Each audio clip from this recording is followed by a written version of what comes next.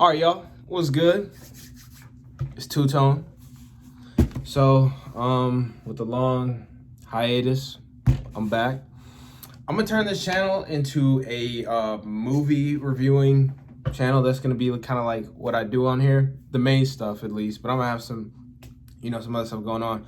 But yeah. So, I mean, a little bit about me. I'm a big movie guy, right? I've been watching, all kinds of movies, since I was young, and that was probably one of my favorite pastimes. If you're a movie connoisseur like me, it gets to the point where you'll watch so many of them that, a lot of plots are predictable. You can see where things are going. You kind of appreciate and understand like the finer details of movies a little bit more, right? You kind of get to what the director and like what the cast and everything was trying to portray to you a little bit better. So I feel like, it was one of the reasons why, making this channel a movie reviewing channel was a good idea. Because, yeah, I can appreciate more of it than the average person.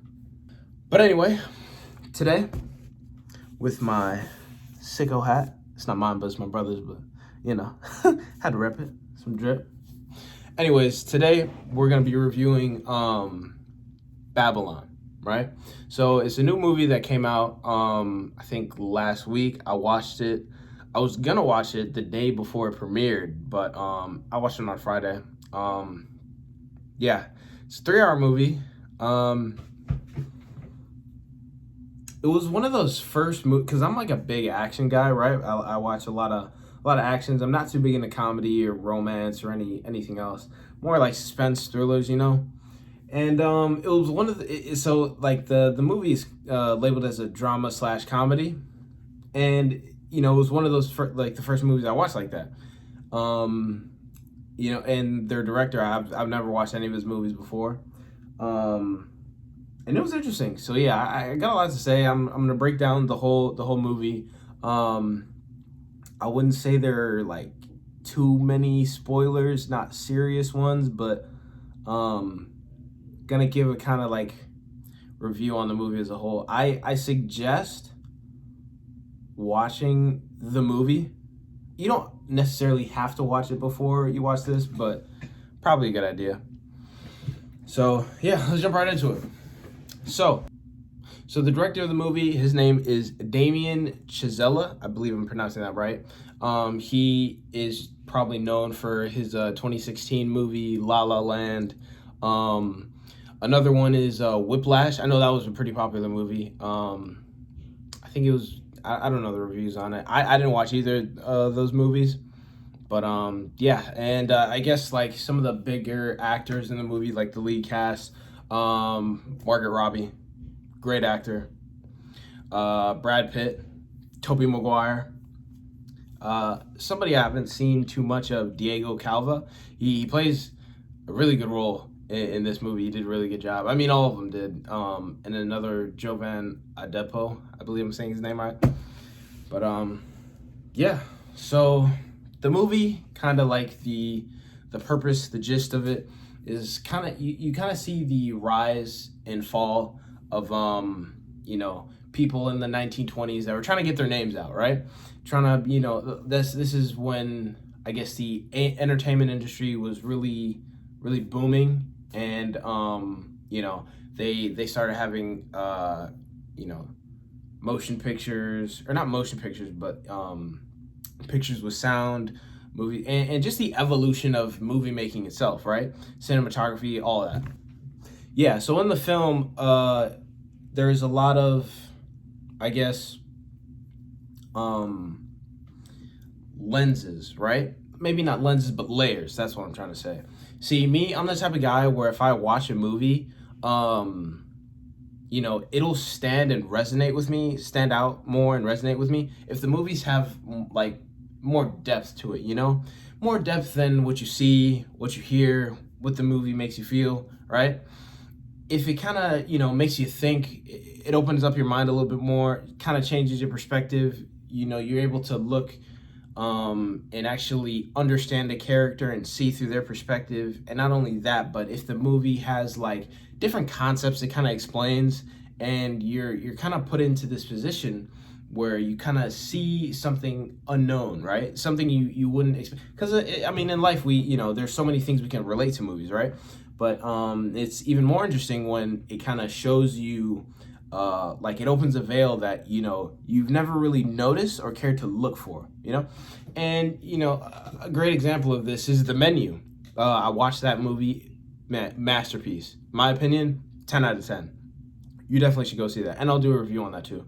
But yeah, The Menu did it beautifully, right? I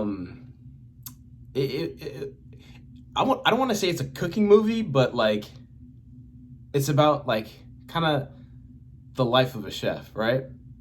To say the least. But that's off topic. So yeah, that's kind of what the movies kind of has in it as well. It has some layers and some depth to it that you can view and kind of see what these actors kind of go through in the industry. And it's all fantasy, right?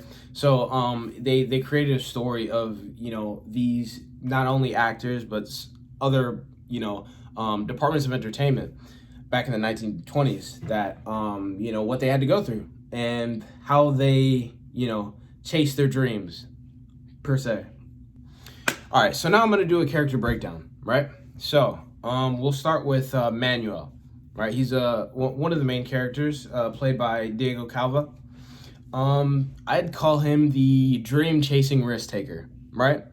So in the movie, I don't know. See, I don't want to spoil it, but like the movie kind of with all of the main characters, it has about like three main phases, right? The introduction to the character, the changes in who the character is, and how the character turned out to be, right? So I say another thing about this movie, it had wonderful, great character development. Man, you like it's a 3 hour movie, but I feel like with this movie, and I don't like movies that rush the plot and everything, which this movie did not at all. It definitely needed to be 3 hours, and for those who would appreciate the movie and really see what it was like, would understand why it was 3 hours long, because you really go through the characters like life in the entertainment business, and you see so many facets of what people don't expect, right? So so Manuel, he starts out as just this odd job guy from, I think, Mexico, that has some sort of like contract job with this A-list celebrity actor, right? And it's more indirect though, right? So the actor's management hired this guy to come to a party, and in real life too, in social situations, that's how some people get really lucky. The networking is key in the entertainment business, and which is prevalent, and somebody who actually experienced that, which I guess is pretty dope, would actually understand that, like, if you have just the slither of opportunity to to meet some of like a celebrity, or just be around those people, and with a bit of luck, like you could think doors could open for you, right? So yeah, so this is how Manuel's story kicks off. So he also meets another character in the movie, Margaret Robbie, that plays as Leroy, Miss Leroy. And he meets her, Manuel and Leroy. They meet, they kind of talk, and they kind of meet for the first time. It's kind of an awkward interaction, but they express like their dreams, their aspirations. And in the movie, one thing leads to another, where they actually see themselves in that position because of the opportunity, right? And so as the story goes on, he climbs the ranks, and he sees himself as a movie producer, right? A director of some sort. And the movie goes on, and you see his priorities change, right? In the beginning, he was just a very modest guy, just looking for his big break, looking to help out however he wanted to, was just doing it, bending over backwards for everybody. And then once he gets, into his position and his role, he really turns into a boss. He knows what he wants, right? There's an interaction with Miss Leroy where he sees her kind of change in a way, and he starts to show his true colors, and it gets a little rocky, and yeah, as the movie progresses, he kind of loses that status, loses that power he had, and now he's just a regular family guy, and he kind of in the moment he gets to like relive all of the the experiences he had coming up in the life of entertainment. And I'm trying my best not to put any spoilers in, but like I'm only giving you like a fraction of just the great storytelling in the movie, right? So yeah, so that's Manuel. Next, this character, probably one of my favorites, Jack Conrad, and this is played by Brad Pitt, and damn did he do a good job, man. So yeah, Jack Conrad, he is this A-list celebrity. I call him the narcissistic alcoholic, right? So in the start of the movie, he's one of those guys that it's like what do I call it? Just the basic I don't know how you say it, the big celebrity hotshot actor, throws huge mansion parties left and right, is getting engaged, getting divorced, and getting married next summer, and that happens about like 3 times in the movie. But yeah, so in the start, you see him as the biggest movie star. Man, everybody knows him. He's everybody's friends. He got connections left and right. Everybody loves the guy. He is the guy, right? So yeah, as the movie goes on and the plot thickens and whatnot, he gets stuck in this little midlife crisis, right? He suffers a big loss in the movie. And I'm not gonna spoil too much, but yeah, it really changed his perspective, and you can see him more as a human being rather than a celebrity, right? So those are one of the things where it plays into real life, and how we kind of forget with these big celebrities that they're actually human and they actually have emotions and thoughts that a lot of people kind of just pretend they don't have, but yeah, and towards the end of the movie, it's almost like he loses most of his fame, and people are kind of seeing him as more of a relic than the big hotshot pop star. And there's a part where it really, like, you really get to understand what he's going through and how he's feeling, because the best way I can put it is it's like a champion's realization that his time's up, And yeah, his part of the movie, it's if you watch this movie and you're watching this, you know what I'm talking about. It's like, wow, yeah, it hits, But yeah, that's Jack Conrad. Now Miss Leroy, played by Margaret Robbie. She is the acting hotshot, right? So she's your typical, oh my God, take off your glasses off. Who the fuck is that? All right. So yeah, she, a stunning actress, did a great performance in this movie, which is interesting because, I don't know how her acting career started. They might have what's it called? Remade it into this movie. That might have actually been how she started acting. Who knows? Probably something I should look into. But anyways, yeah. So in the beginning of the movie, she's an aspiring actress. She gets really lucky. She gets thrown in a studio for this role. Never done acting before. And she's fucking prodigy, right? She's a prodigy. She could just do it. She becomes very successful very fast. We see that now, with so many people. The list goes on and on, about just people just breaking out and just getting the lucky break, you know? And that is portrayed very well in this movie. She shows like it's kind of funny because in the movie she's doing a shoot, right? Her first shot ever, like ever. She's never done it before, and she's showing off these acting skills that like a lot of people take fucking years to practice and execute, but she's doing them like this, and it's pretty cool. And as time goes on, this movie,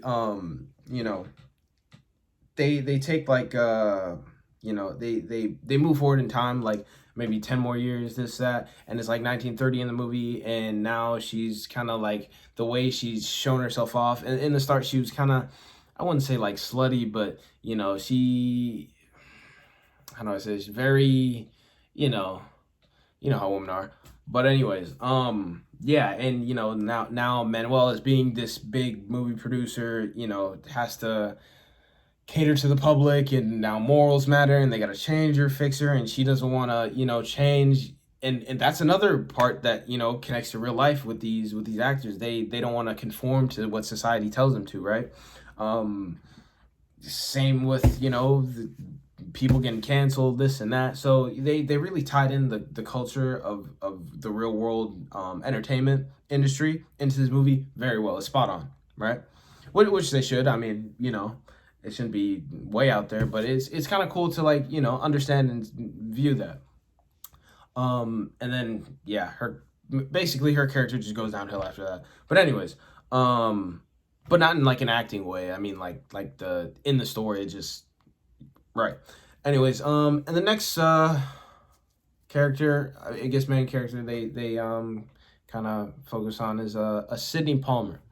Right, so he is a black what does he do? So in this time period, it was the 1920s, and the movie doesn't not in any like racial discrimination or the stuff like this and that, but it kind of mostly how do I say this, portrays basically like kind of what musicians how they went about with their lives in this time period. It kind of made very simple tones of the clips and the cinematography that he made, because well, about Sidney in the film, but there were certain details that if you paid attention to, extremely profound, right? So they they left a big imprint after viewing those parts of the movie, right? Stuff about blackface, making their how just they acted between, because he's in a group, right? So it's a group of musicians, and how he acted within the group versus how he interacted with other people that weren't of his color, or right. But yeah, his character doesn't really have significant developments across the movie, but it's just the sort of how do I say this? It's almost like they kind of painted a picture of how one would react in certain situations that colored people had to go through in those instances. But yeah, I guess some other notes about the film. The attention to detail, very good. It was great. A lot of like, I guess, cultural aspects, which I probably mentioned that a ton. But not only that, but just how people at that time carried themselves. It was very interesting. So I did mention that it was a drama / comedy. So in the movie, the comedy is on point. It's not corny. It's not overdone. It's not redundant either. It's not boring. It has it's almost like as funny as how do I say it? Stand up comedy. It good stand up comedy. I'll say that, but the comedy in there isn't stand up, but I'm just saying like it'll make you laugh. It's good. It's good. Um. So yeah, I mean, overall, the movie was really a powerful ending. The movie was pretty good to watch. I'm glad I watched it. I was happy with spending the money I did to watch it, which wasn't that much, but yeah, I mean, it wasn't a waste of time. It was something I definitely enjoyed. I will say this though, like by hour 2 and 30 minutes in, right, 230 minutes in, I really wanted to leave, but I really wanted to leave. I was just like, I guess maybe my attention span is just short, but like 3 hours in the movie is a long time. It's a long time. So, but I stuck it through, and I wasn't mad about it. But in the end, I understood why it was 3 hours. You know, but yeah, and I guess that will wrap it up. Thank you guys for watching. Leave a like, share with a friend, go check out the movie. And stay tuned. Oh, click the notification bell so any movies you think of taking a look at, I probably watched it, so you can just ask me, and put down in the comments any movies you'd want me to review. But yeah, two-tone, and I'm out.